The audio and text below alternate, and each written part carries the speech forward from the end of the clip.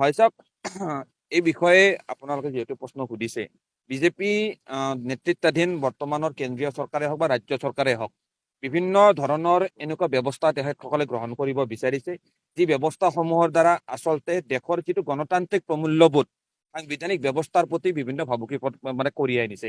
আজি এক দেশ এক নিৰ্বাচনৰ যিটো এক ব্যৱস্থা এই ব্যৱস্থাটোক ইতিমধ্যে গণতন্ত্ৰত বিশ্বাস থকা ভাৰতবৰ্ষৰ ৰাইজে কিন্তু ইয়াক হেৰি কৰিছে ইয়াক কোনো পধ্যে মানি লোৱা নাই আৰু তেনেকুৱা ক্ষেত্ৰত সংসদতো তীব্ৰ বিতৰ্ক হৈছে। আজি যদিওবা তেখেতসকলৰ হাতত সংখ্যা আছে সংখ্যাৰ বলত তেখেতসকলে যিকোনো বিধেয়ক তেওঁলোকে তাৰ পৰা পাছ কৰি আনিব বিচাৰিছে, আইন বনাব বিচাৰিছে। কিন্তু ইয়াৰ বিৰুদ্ধে নিশ্চয় গণতান্ত্ৰিকভাৱে প্ৰতিবাদ হ'ব, আইনীভাৱে তাত যুঁজ হ'ব। এটা দীঘলীয়া পৰিক্ৰমা আজি আৰম্ভই হৈছে। এখন যিহেতু JPC লৈ গৈছে গোটেই বিষয়টো, তো পৰৱৰ্তী পৰ্যায়ত নিশ্চয় আমি ABMC এই বিষয়ৰ ওপৰত আমাৰ নিজৰ প্ৰতিক্ৰিয়া স্পষ্টভাৱে ব্যক্ত কৰিম। বৰ্তমান আমি এইখিনিয়ে ক'ব বিচাৰিছো যে এক দেশ এক নিৰ্বাচনৰ যিটো ব্যৱস্থা বৰ্তমানৰ বিজেপি চৰকাৰখনে আনিব বিচাৰিছে, এয়া দেশৰ গণতন্ত্ৰৰ বাবে দেশৰ যিটো সংসদীয় গণতান্ত্ৰিক ব্যৱস্থাৰ প্ৰতি এক খুব শুভ লক্ষণ নহয়।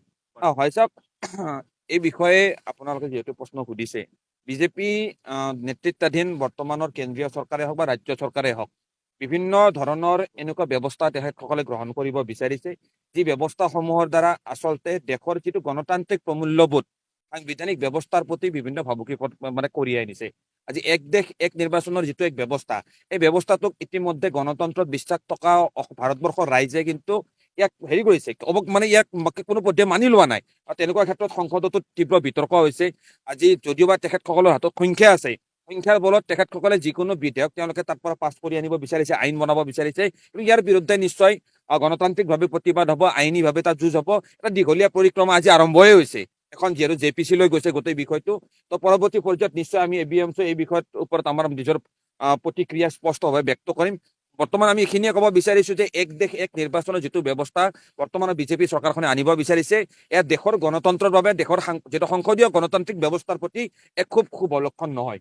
হয় চাওক এই বিষয়ে আপোনালোকে যিহেতু প্ৰশ্ন সুধিছে বিজেপি নেতৃত্বাধীন বৰ্তমানৰ কেন্দ্ৰীয় চৰকাৰে হওক বা ৰাজ্য চৰকাৰে হওক বিভিন্ন ধৰণৰ এনেকুৱা ব্যৱস্থা তেখেতসকলে গ্ৰহণ কৰিব বিচাৰিছে যি ব্যৱস্থাসমূহৰ দ্বাৰা আচলতে দেশৰ যিটো গণতান্ত্ৰিক প্ৰমূল্যবোধ সাংবিধানিক ব্যৱস্থাৰ প্ৰতি বিভিন্ন ভাবুকি কঢ়িয়াই আনিছে।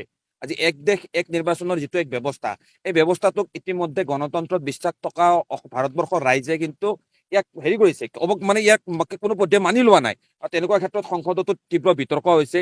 আজি যদিওবা তেখেতসকলৰ হাতত সংখ্যা আছে সংখ্যাৰ বলত তেখেতসকলে যিকোনো বিধেয়ক তেওঁলোকে তাৰ পৰা পাছ কৰি আনিব বিচাৰিছে, আইন বনাব বিচাৰিছে। কিন্তু ইয়াৰ বিৰুদ্ধে নিশ্চয় গণতান্ত্ৰিকভাৱে প্ৰতিবাদ হ'ব, আইনীভাৱে তাত যুঁজ হ'ব। এটা দীঘলীয়া পৰিক্ৰমা আজি আৰম্ভই হৈছে।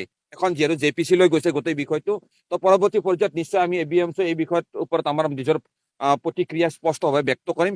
বৰ্তমান আমি এইখিনিয়ে ক'ব বিচাৰিছো যে এক দেশ এক নিৰ্বাচনৰ যিটো ব্যৱস্থা বৰ্তমানৰ বিজেপি চৰকাৰখনে আনিব বিচাৰিছে, এয়া দেশৰ গণতন্ত্ৰৰ বাবে দেশৰ যিটো সংসদীয় গণতান্ত্ৰিক ব্যৱস্থাৰ প্ৰতি এক খুব শুভ লক্ষণ নহয়।